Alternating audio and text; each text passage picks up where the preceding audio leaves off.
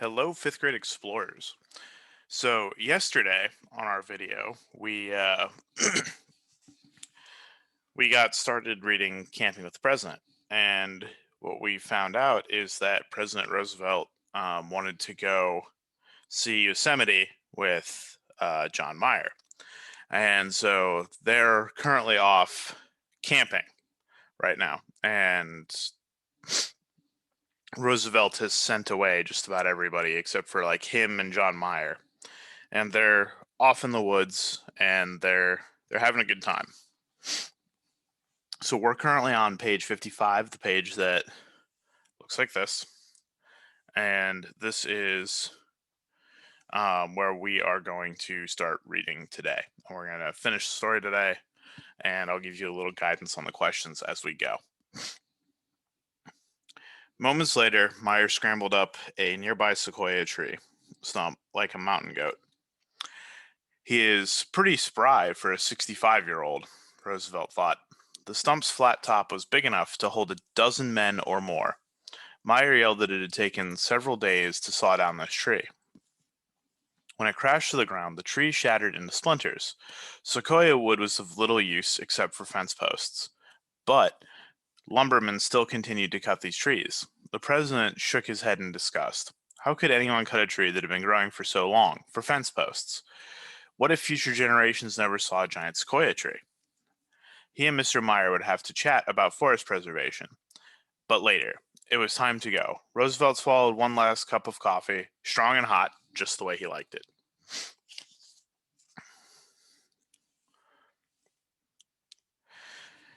His horse snorted and danced sideways along the trail. The president looked back. No one seemed to be following him. He had truly escaped the ever-watchful eyes of his Secret Service men. Hours later, the two men arrived at Glacier Point with its spectacular views. Swirling wind tried to take the president's hat as Roosevelt and Meyer inched out into overhanging rock at the tip of Glacier Point. Yosemite Valley lay 3,000 feet directly below them. The Merced River, covering a curving ribbon of gray-blue, flowed through the green valley floor. Rock walls, interspersed with waterfalls, ringed the valley. Meyer pointed out Upper and Lower Yosemite Falls, with mist ringing from below, and the sheer face of Half Dome. The rugged-looking high mountain country stretched beyond. For a change, Roosevelt was speechless. Suddenly, reporters appeared interrupting the questions and calls of, "Mr. President, Mr. President." The wind picked up their words and blew them away. The president's jaws snapped shut. Where had they come from? Once again, people and cameras surrounded him. The president was very angry. He marched to his house. To his horse. Boys, keep them away from me. Roosevelt barked at the Secret Service, glad for once that they were lurking nearby. How could he rough it with a crowd around him? At sunset, Roosevelt and Meyer picked a new camping spot. The president grabbed an axe and insisted on starting the fire. Sweat flew from his forehead as he chopped firewood. Before long, a sizzling hot campfire glowed in the dark. And once again, Roosevelt took the fry pan from Charlie. While the president chewed his way through a platter of steak and fried potatoes, Meyer spoke to the need to provide government protection around every wild grove and forest on the mountains. He urged Roosevelt to set aside land, including the Mariposa Grove of big trees and the state-run Yosemite Valley, which they would visit the next day. The president had never met anyone who talked as much or as fast about the importance of nature. In fact, Meyer seemed to live on words, not food. As Roosevelt listened, he heard a noise in the trees above him. Was it a dreaded Secret Serviceman guarding him in a tree? He listened again. Then he chuckled. In his notebook, the president wrote, "Owl." 4 to 5 inches of snow covered them by morning. "This is bullier yet. I wouldn't miss this for anything," the president shouted, shaking snow from his blankets. He shaved by the light of a roaring campfire, then trimmed and waxed his mustache. This morning, they followed a narrow trail that hugged the vertical granite walls. It was late afternoon when the small, dusk-coated group rode into Yosemite Village, a cluster of tents and wooden buildings. A waiting crowd cheered loudly and pressed forward, hoping to shake the president's hand. He dismounted. Mr. Meyer and I slept in a snowstorm last night. This has been the grandest day of my life, one I shall long remember. Just think of where I was last night, up there, and with a sweep of his hand he pointed to Glacier Point amid the pines and silver firs, and without a tent. The president waved his hat. Now Mr. Meyer and I will pitch camp near uh, Bridal Veil Fall. He mounted his horse. It reared suddenly, legs pawing the air. Charlie stepped forward to push back the throng. Tails swishing, the pack animal stood at the edge of the campsite. The air turned chilly after the sun set. Suddenly, a mule brayed. Twigs snapped. Suspecting they had been followed, Charlie disappeared into the dark. He told hundreds of waiting admirers in a nearby meadow to leave because the president was very tired. They went, some of them even on tiptoe, so as not to annoy their president, he later told Roosevelt.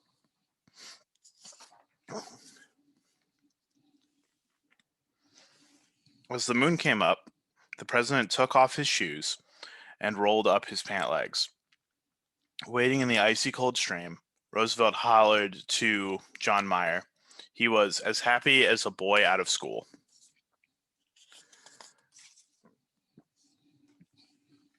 The two men lay on their mattresses of ferns and fir branches, still talking about the waste of natural resources. For once, the president mostly listened. He respected the mountaineers' advice on the importance of preserving land around the country. Above them, El Capitan glowed in the nighttime light. The Merced River flowed softly, and Bridalveil Fall thundered, and it was growing late. The president was tired. "Good night, boys," he said. He burrowed under his blankets and fell asleep. For the third night in a row, he snored.